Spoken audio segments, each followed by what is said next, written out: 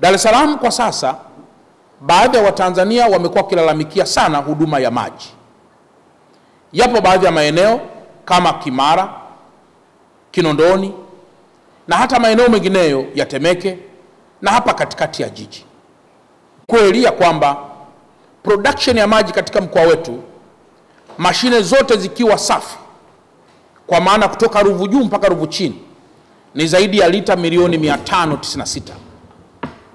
Na matumizi yetu sisi wananchi wa mkoa wa Dar es Salaam huwa si chini ya lita milioni 543.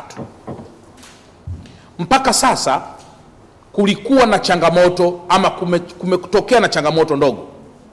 Changamoto hiyo ilikuwa moja, ni uchakavu wa pampu zinazopampu maji kutoka Ruvu chini na pampu baadhi za Ruvu juu.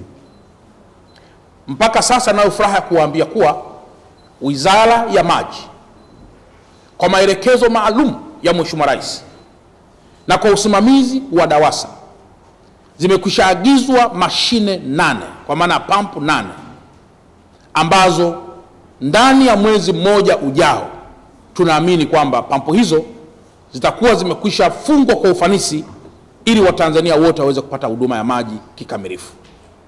Niendelee kutoa rai kwa yale maeneo yote ambayo mgao unafanyika kwamba si kwa nia mbaya, bali taifa na kwa maelekezo maalum ya Mheshimiwa Rais, huduma hizo za maji zitaendelea kutengamana na kuwa imara mara baada ya mashine hizi zote kuwa zimekushafungwa ili kuongeza uwezo wa kusukuma maji kuelekea kwa wananchi.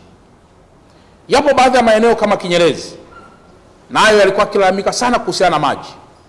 Mheshimiwa Rais aliamua kujenga tanki kubwa la zaidi ya lita milioni 10 ambalo linajengwa kwa si chini ya bilioni 34, ikiwa ni pamoja na kufunga baadhi ya pampu katika kituo kikubwa cha pale Kibamba.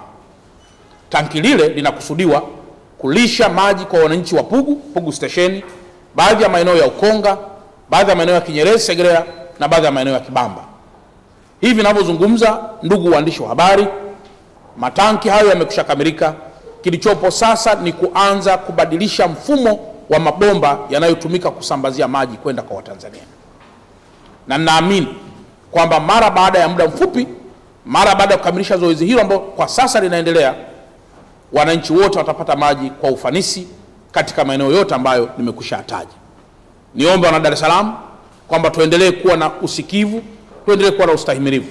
Na mtakumbuka kwamba, ndugu waandishi wa habari, niliwaahidi kwamba tutafanya ziara katika bwawa la Kidunda linalojengwa kule Ngerengere Morogoro, ili mwende mkaangalie bwawa hilo ukubwa wake, linalojengwa kwa zaidi ya bilioni 300, ambalo kazi yake kubwa ni kusupply maji zaidi ya 70% katika mkoa wa Dar es Salaam na asilimia kidogo katika mkoa wa Pwani na Morogoro, katika mkoa wa Pwani.